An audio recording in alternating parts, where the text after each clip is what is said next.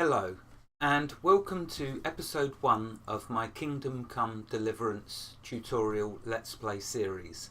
This first episode will just be an introduction to the fantastic game that is Kingdom Come Deliverance.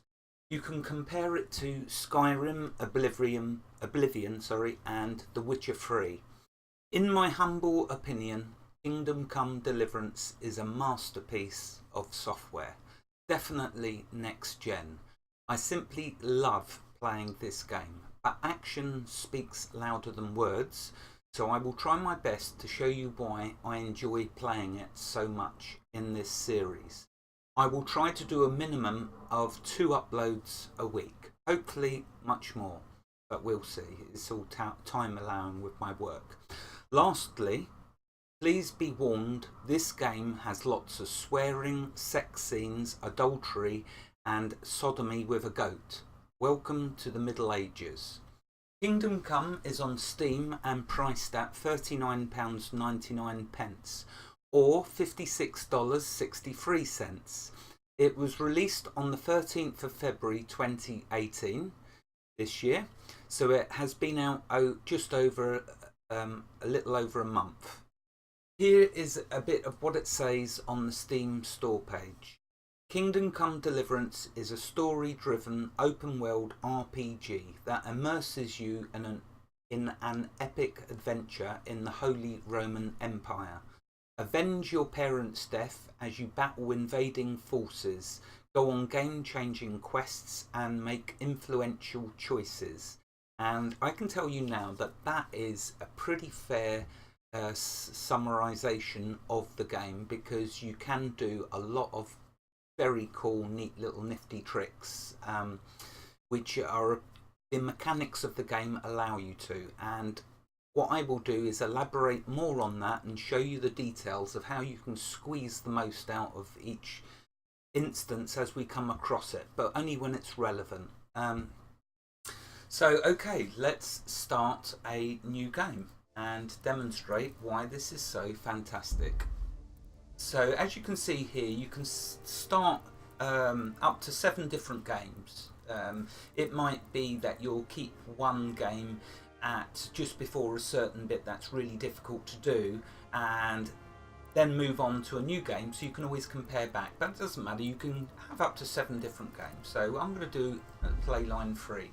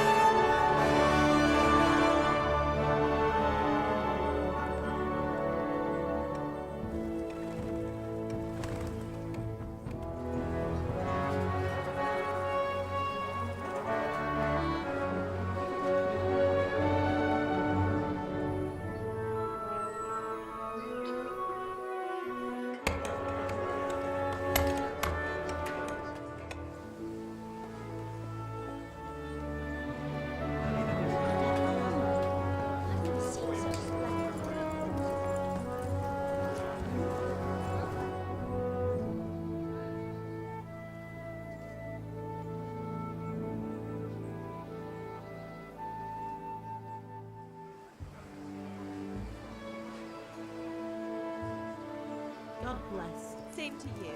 Today's a scorcher.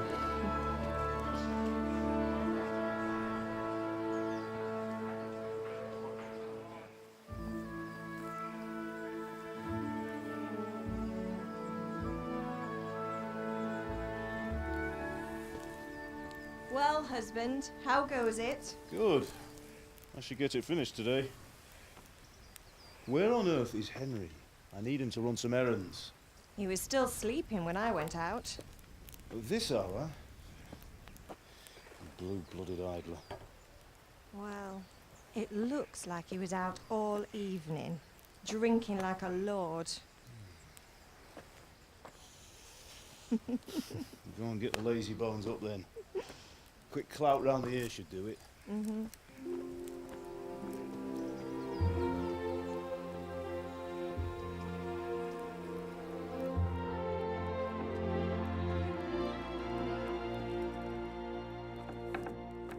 Henry!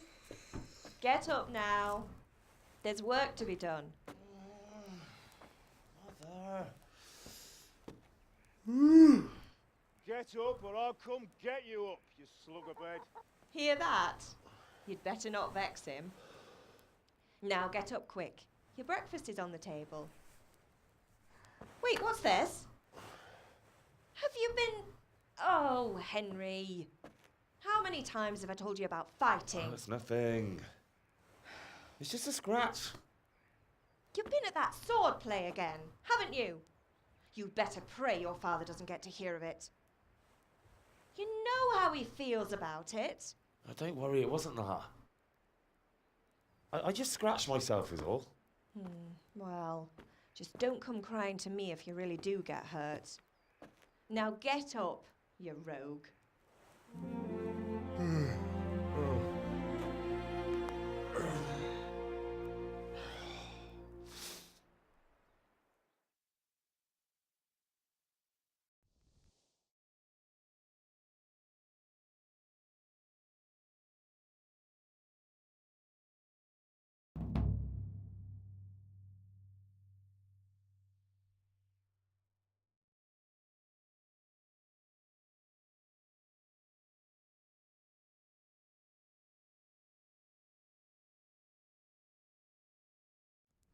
A fine state you're in this morning. What on earth did you get up to last night?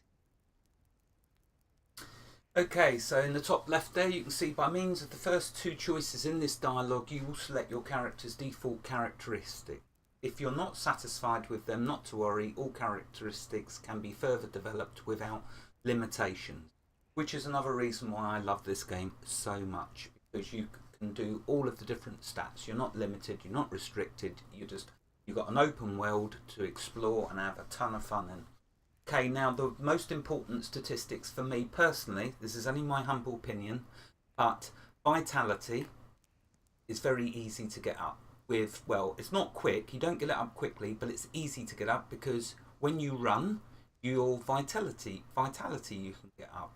Strength, again, very easy stat to get up because if you jump when you run, and also all the combat, there's lots of things that get strength up, but vitality, you'll see it will go up when I'm running.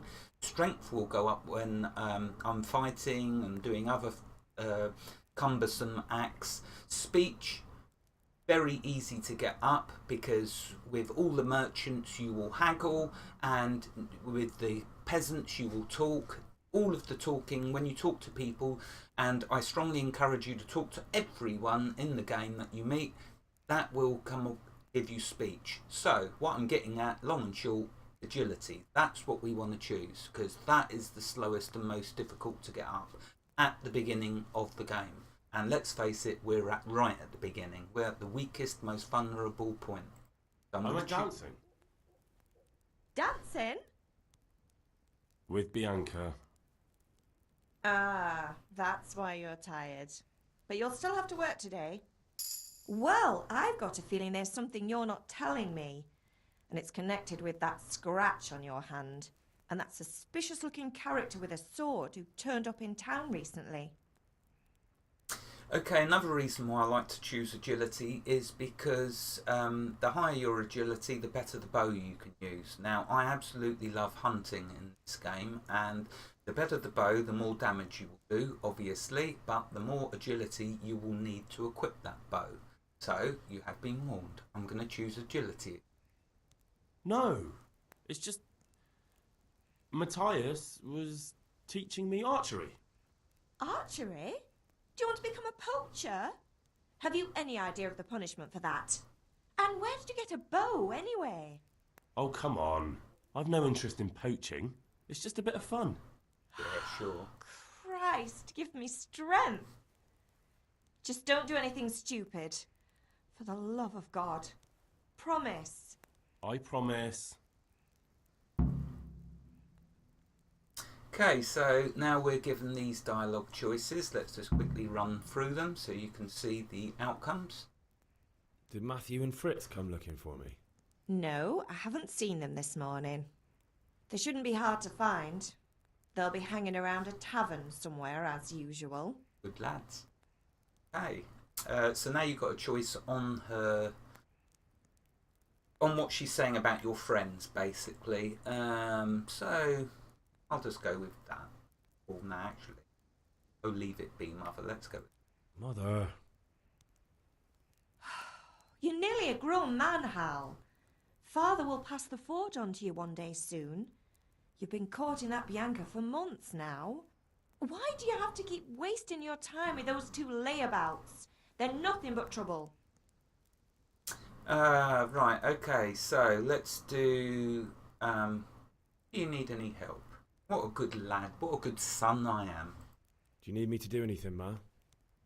Ah, you're a good lad. But I'm fine. It's your father needs helping with that sword. I'm hungry. Can I get something to eat? I left some breakfast on the table. Help yourself. Okay, and last one. Is Father angry with me for sleeping late? He's not happy. Yesterday you promised him you'd help finish that sword for Sir Radzig. He's not as young as he was. And you know how his joints pain him. He's too proud to complain, but he needs your help, Henry. I know. Don't worry, Ma. Of course I'll help him. Good. He always says his knees ache when there's a storm coming. I hope they're wrong this time. It's looking like such a nice day. Okay, that's it. That's all the chatting with Ma done. The storyline in this is just so beautiful. So there we go. You can see I've got the skill ups. In the top right there, it's telling us that we can use the W key to move forwards, the S key to move backwards, the A to move left, and the D to move right. Now, something important to mention actually I'll tell you that when we get outside. So let's take a look at the skills. If you press the P for Papa key, that will bring up your stats window. So we could see that we'd gained 1 to our main level, denoted by the point here. This column is telling us the level of the skill. This column tells us if we've got any points that we can spend in that skill. So we can see up here we've got a 1. We're level 2 in our main level. If I press the Q key, it shows us a description of that particular skill. So main level. Level is derived from your stats and your progress through the game. It's useful for comparing your character to that of your friends. With every second level you reach, you can select one new perk that will allow you to make your character more specialised. So that is something that makes this game very, very special, just like the Fallout games, which I also love.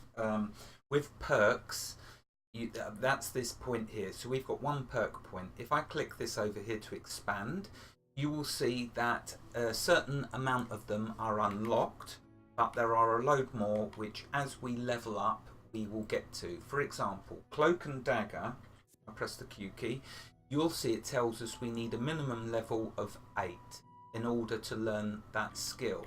And if we come up here, remember, we're only level 2. So the ones that we can select have this little gold cross or star to the left of them. Let's have a quick look at what they are, what they do for us. So aesthetic, you'll last 30% longer without food, but as soon as you get hungry, the effects will be 20% worse. So that, in my view, is a positive negative perk. I'm not going to go for that. Manly odour. When dirty, you'll have 50% more charisma when talking to women. However, people will smell you a mile off, reducing your stealth skill by 30%. And I tell you now, your stealth skill is very important for robbing all of the people in this land, in Bohemia. So we don't want to affect that. And anyway, we don't want to stink, we don't want to smell, so we're not going with manly odour. That's a positive negative perk again. Night Rider.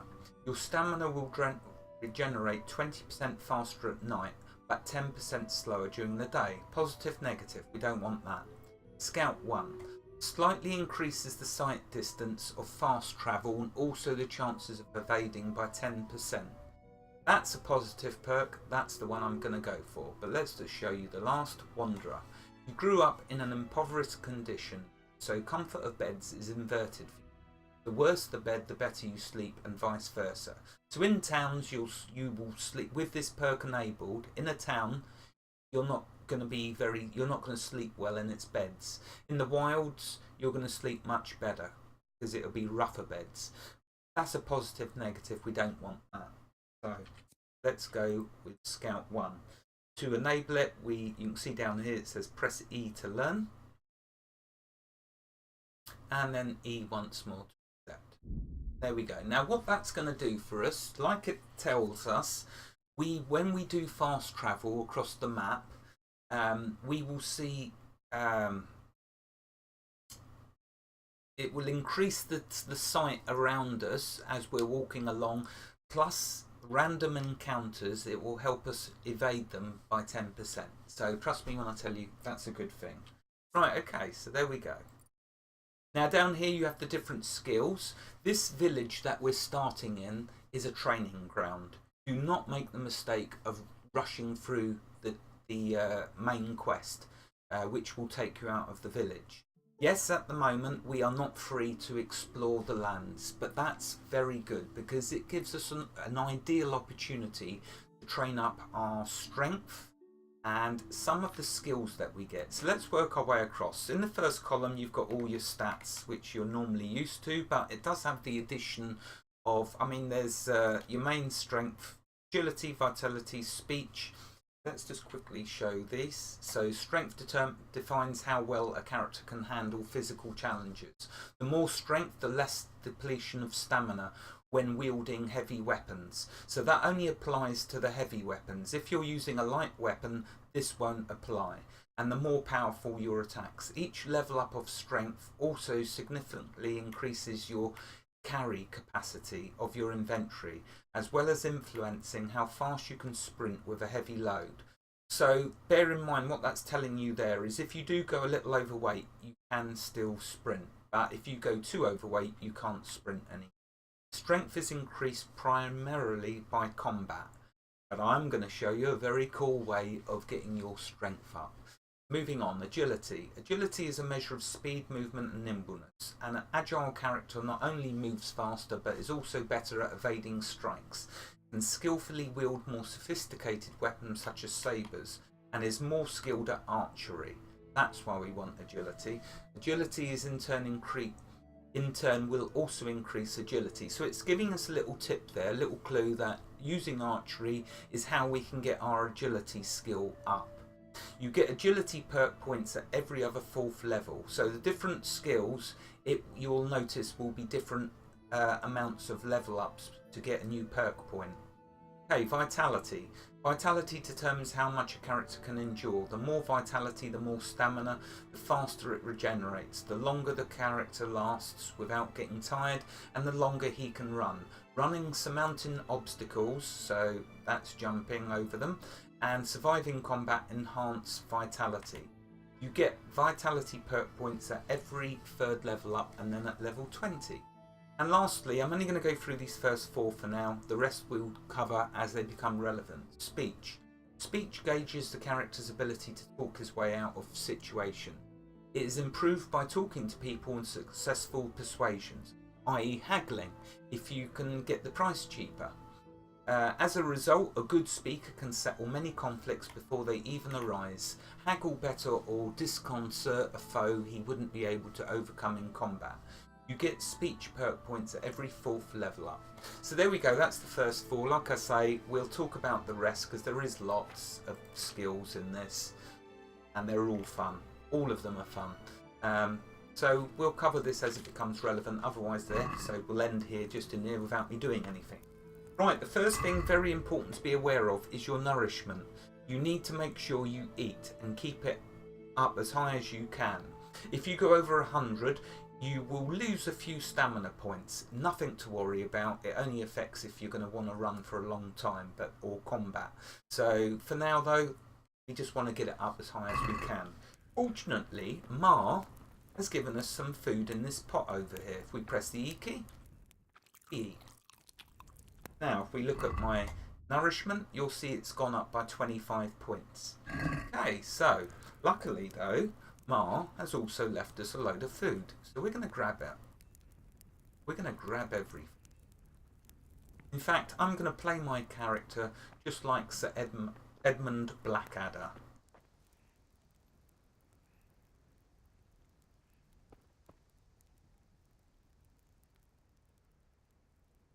Okay, so we grab the apples, and over here, a bit more food. Oops, didn't mean to step in there. Lentil soup, and some more apples. Remember, one thing to bear in mind with food in the game is it does slowly rot. It does decompose. But never ever throw any food away, because even if the food does rot, you can still sell it to vendors for a little bit of money. So as you can see, I've just picked this food up. It's fresh. It's on 100. But as time ticks on, you'll notice next to the food, the number drops. That's with its deterioration. So it slowly will rot. Now my nourishment is only 65, so I need to get that up more. Lentil soup rots the quickest. Apples last longest, and out of these foods here, out of lentil soup, that's the quickest to rot.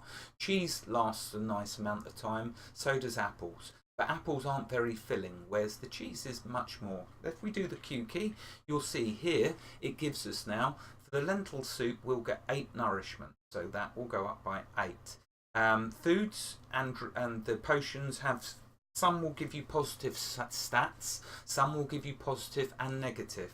So it might be you get nourishment, but you'll lose some energy. For this though, we're going to get 2 energy. Energy is something that won't affect us now, but you have to be careful with it, because if you don't sleep for a couple of nights or a night, your energy gets too low, you're going to collapse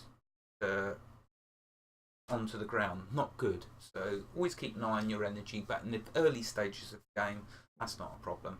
So let's see, this will give us 8 nourishment, 2 energy, no alcohol on this, and it tells us it will last 2 days, and the freshness. Now if we look at the cheese, that's going to give us a bit more 2 more nourishment, but it's taking energy away from us. But you'll notice it lasts for 5 days. So you'll see the different foods have different perks. My favourite food is bread. Apples gives us 2 nourishment, only 2 nourishment, so not a great deal.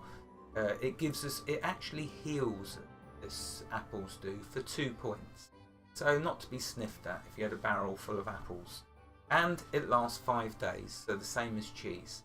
I'm going to eat the lentil soup though. So let's do that. Keep the E key pressed and it eats it. Notice now I'm on 73. Let's eat the cheese. That's 83, and now we'll just eat these. Oh, I have more than 1 cheese. That's the only thing with the Q key, it keeps covered up. You see under the hash, it tells you the numbers of how many of the item you have. So, I've still got 3 apples, but only 1 cheese. So I'll eat that cheese. Okay, right, up here, you'll see that I've got 3 apples. I'm going to keep them for now because my nourishment is 99. If you go over 100, you will suffer a tiny little hit to your stamina. Okay, one last thing to do in this hut is loot this chest. And we just want to take it all. Now there's 3 different ways you can save in Kingdom Come Deliverance. You can either sleep in a bed. The developers since a recent patch have added a feature that you can save and quit. And also you can use Saviour Snaps. Now Saviour Snaps is an alcohol, so you can't keep chain drinking it, but then you wouldn't want to. You aren't going to want to keep saving all the time, because you can sleep in a bed if it's near night time, or if you finished for the session you can save and quit. Save your snaps is the very first recipe you get when you start alchemy, which we will get onto. It is expensive to buy in the shops, but to make it ourselves it costs next to nothing. The only thing we may need to buy is wine, but wine comes cheap. You'll see we're going to get lots of money. So my point is, save your snaps, very easy to get. We'll get it from quests, from NPCs, from robbing people, and from making it in alchemy. Anyway, let's grab all of this. There we go. As a note of interest, the stuff you leave in this chest will still be in the chest if once you further develop with the storyline. So when you leave the village and it all gets destroyed, you can still access that chest. So when you're about to leave the village, if you're overweight, store some of the stuff in that chest. But you aren't going to get access to that chest for a while. Just be aware of that. So in here, there's more food and stuff. Another chest over here. We need lockpicks. Wouldn't it be nice if we had lockpicks? Well, I'm going to show you how to get lockpicks in this very first village. Okay, let's go outside. Okay, there's Ma doing her sewing. And over here's another cooking pot. So don't worry if you didn't get your nourishment up enough. You can still work on it. You've still got food there. I'm not going to bother eating. I'm on high enough, 98. Okay, now what I wanted to mention to you earlier, which does not become immediately clear to you when you're playing the game, and how do you run? Well, you might, if you press the caps lock key, that's walking. If I press the caps lock key again, you'd assume that that's running, wouldn't you? Our vitality is not going to go up doing that. This is not, well, this is running, but it's sprinting that you need to get your vitality up. So with you running, pressing the W key for forwards, if you then press the left shift key, you'll start sprinting. Notice my stamina, the yellow bar down at the bottom's going down. So as I increase my vitality, my stamina will go up and I can run for longer. And that is the best way I like to get my vitality up, through sprinting. I don't bother with a horse. Well, at the moment we won't be able to afford one. But even when I have a horse, the horse is solely for carrying stuff. I enjoy running around everywhere. Anyway, right, okay, moving on then. The easiest skill in Kingdom Come Deliverance to increase, in my humble opinion, because everyone's got their own opinions, the easiest skill to increase is herbalism. And it is one of, in my humble opinion, one of the best skills in Kingdom Come Deliverance. You can make a fortune from herbalism. Not only that, you can use it to increase your strength. And it is a fantastic way to do it, because not only will it give you strength using herbalism, it will get us lots of money, which is what we want. So, to do herbalism is very simple. Walk over to a flower that you can pick, so dandelions. Just got to move the cursor around over the flower till you get the point, like so, and then press the E key, and it picks it up. Now notice when your skill is very low, you have to individually do each plant. But as you gain levels in herbalism, a circle around you will slowly get bigger and bigger. In other words, it will extend the range each time you pick a plant as you gain levels in herbalism. So you don't have to keep picking each plant side by side, because as your skill increases, that will broaden. You'll get a bigger distance around you in a circle where it will pick up the herbs. Now, like I said, this starting village is a training ground for you. There we go, look at that, how cool. You've reached a new level in herbalism. The player's character and abilities are determined by the stats, skills and perks you will find in the player's tab. Henry basically develops his abilities constantly simply by using them. Okay, I didn't get the chance to read the rest, but if we have a look, and if I do the Q key on that, herbalism skill allows you to collect more herbs with a single action. Oh, there's the timer already.